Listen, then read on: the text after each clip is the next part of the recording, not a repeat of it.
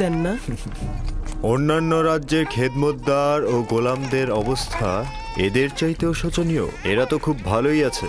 আমরা তাদের এখানে থাকার জায়গা ও খাবারও দিচ্ছি, তাছাড়া তাদের বাচ্চা কাচ্চাদের রক্ষণাবেক্ষণও করছি। আমি কি এদের দেখতে আসতে পারি? কেন নয়, তবে উত্তম হচ্ছে বেগম জুলেখা ও আলী জনাব পুতিফারের কাছ থেকে অনুমতি নেওয়া। এরা হচ্ছে বিশেষ গোলাম যারা পালকি বহন করে থাকে।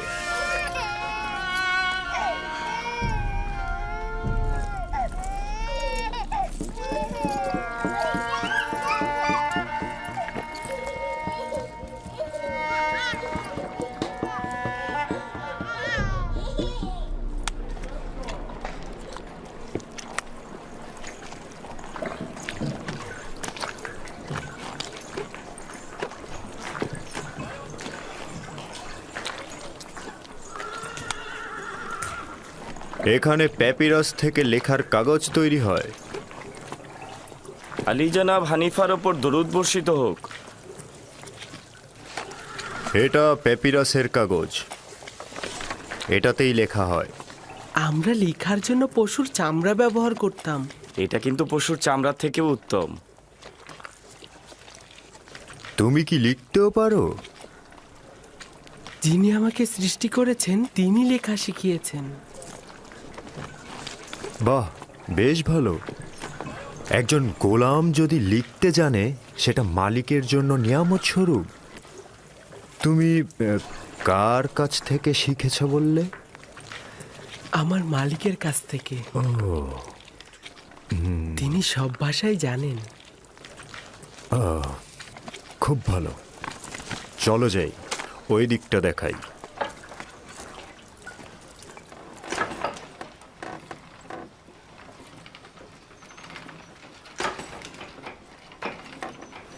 এটি হলো কাতান বুননের স্থান।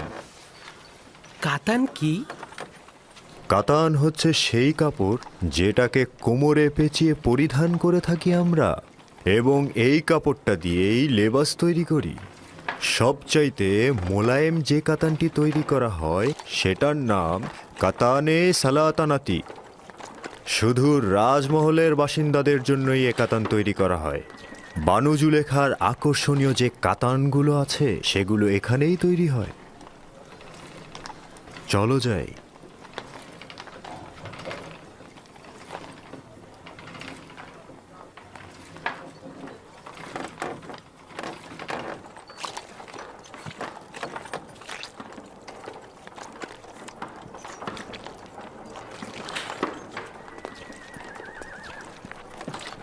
দেখছো, এখানে মাটির জিনিস তৈরি হয়। আলী জনাবের উপর দরুদ বর্ষিত হোক। সেদিন ঘোড়ার গাড়ির সঙ্গে লেগে পানি সরবরাহের কিছু পাইপ ভেঙে গেছে, সেগুলো বদলে ফেলবে। এই রকম হলে চলবে তো? হ্যাঁ হ্যাঁ, দ্রুত করবে। ঠিক আছে, চিন্তা করবেন না, সব সময় মতন হয়ে যাবে।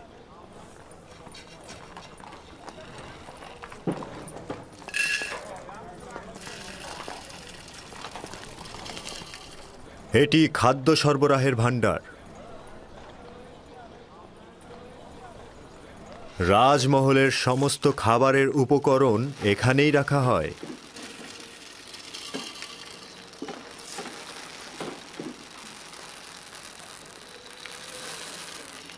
তোমার মন কোথায় পড়ে আছে? ঠিক মতো কাজ করো।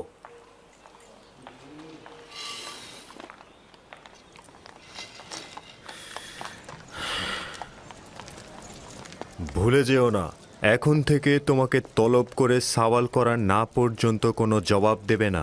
কি মনে থাকবে? বানু জুলেখা একজন দাম্ভিক নারী। কখনো কখনো সে রাজসভার সদস্যদের সঙ্গেও কঠোর আচরণ করেন। ছেড়ে দাও, আমি এই কাজ করিনি। বিশ্বাস করো, আমি এই কাজ করিনি। আমাকে ছেড়ে দাও, আমাকে ছেড়ে দাও, আমি করিনি।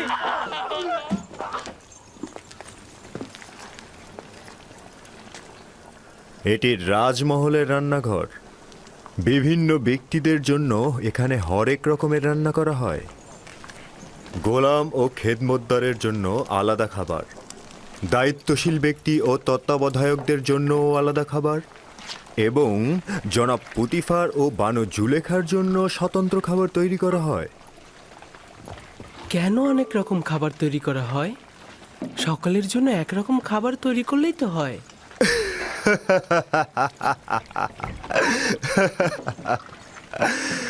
এটা কি করে সম্ভব?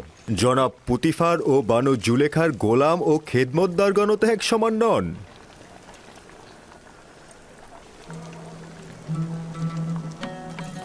ও হচ্ছে ইউজারশিপ। এখন থেকে ইউজারশিপই তোমাদের খাবার বন্টনে সহায়তা করবে। ও একজন অক্ষর জ্ঞান সম্পন্ন বালক, তালিকা অনুযায়ী হিসেব করে ও খাবার বন্টন করবে। এতে করে আমাদের খাবারের হিসেব ঠিক থাকবে।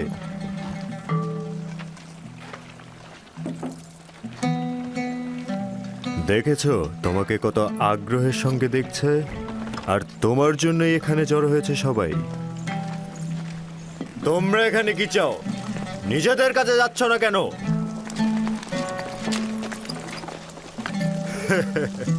কাজে মন দাও।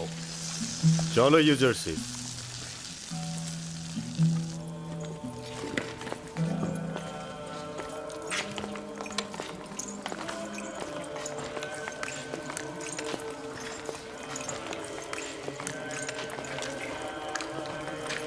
এইটা হলো রাজমহলের ইবাদতখানা। জনাব পুতিফার ও বানু জুলেখা এবং রাজমহলের ব্যক্তিরা এখানে ইবাদত করেন। আমরা নিজেদের খোদাকে এখানে সংরক্ষণ করে রাখি।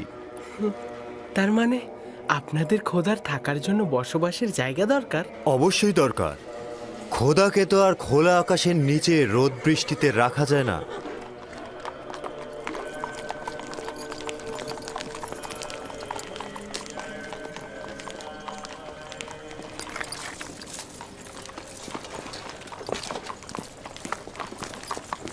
জনাবে মহান হানিফারের উপর দরুদ। সাধারণত রাজমহল দর্শনের সময় সকালবেলা, হঠাৎ এই দুপুরবেলা। ইউজারশিপকে রাজমহল দেখাতে নিয়ে এলাম। আমি চাইছি এই রাজমহল ও এর আদিবাসীদের সঙ্গে ওর পরিচয় হোক। ওখানে কি হয়েছে?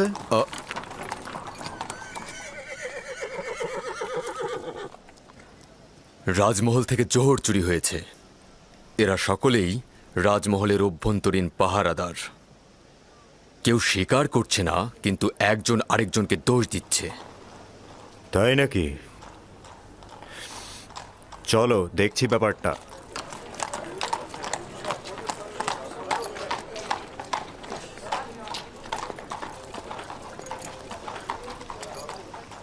এদের দুজনকেই হাত পা বেঁধে রাজমহলের সামনে রশি দিয়ে ঝুলিয়ে চাবুক পেটা করা হোক। যতক্ষণ পর্যন্ত না স্বীকার করবে চলতেই থাকবে।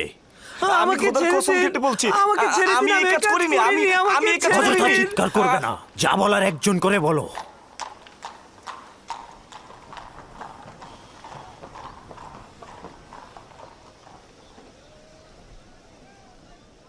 কিন্তু জনাব হানিফার, মহান খোদার কসম, আমি অপরাধী নই।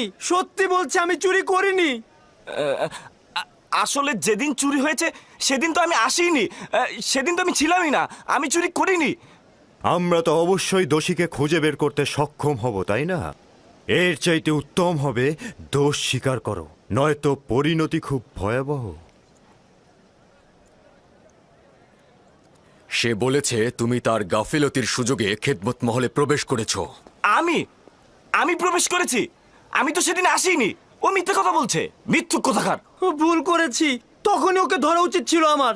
আমি খোদার নামে কসম কেটে বলছি, আমি নিজ চোখে দেখেছি ওকে চুরি করতে। আমাকে আর কেউ দেখলো না, শুধু ও দেখলো? এটা হতে পারে? একজন পাহারাদারের দায়িত্ব খেদমত মহলেকে প্রবেশ করছে এবং বের হচ্ছে তার নজর রাখা। তোমার ঘুমানো উচিত হয়নি। তুমি দোষী, কেননা তুমি কাজের সময় ঘুমিয়েছ, আর তোমার পক্ষে কোনো সাক্ষীও নেই। কিন্তু আলী জনাব, আমি সত্যি করে বলছি, আমি চুরি করিনি। দুঃখিত।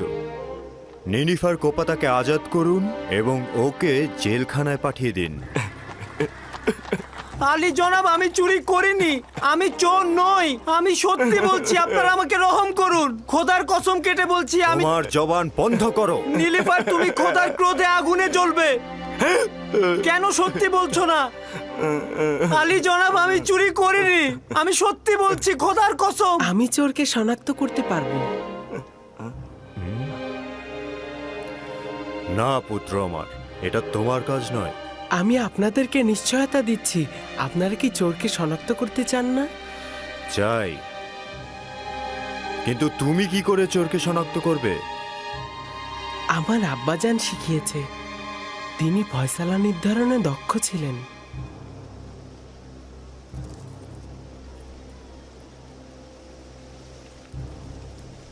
নিশ্চয়তা দিচ্ছ? জি জনাব হানিফার, চাইলে পরীক্ষা করুন। খুবই ভালো।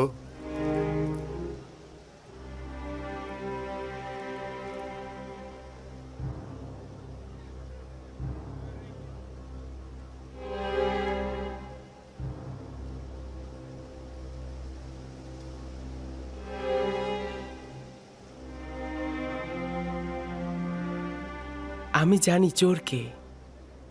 আমি আশা করছি সে নিজে থেকে দোষ স্বীকার করে তার শাস্তি কমিয়ে নেবে। আসলে যেদিন রাজমহলে চুরি হলো সেদিন আমার পাহারার দায়িত্বই ছিল না। আমি তো সেদিন আসিনি। আমি যে চুরি করিনি এটার কোনো সাক্ষী নেই, তবে সত্যি করে বলছি আমি নিজ চোখে নীলিফারকে চুরি করতে দেখেছি, খোদার কসম। আমি গুনাহগার ব্যক্তিকে শনাক্ত করতে সক্ষম হয়েছি, আর কিছুক্ষণের মধ্যেই আমি তা প্রমাণ করে দেব। জনাব হানিফার, আমি চোরকে শনাক্ত করে ফেলেছি। আপনি অবশ্যই তার গর্দানটা কেটে ফেলবেন।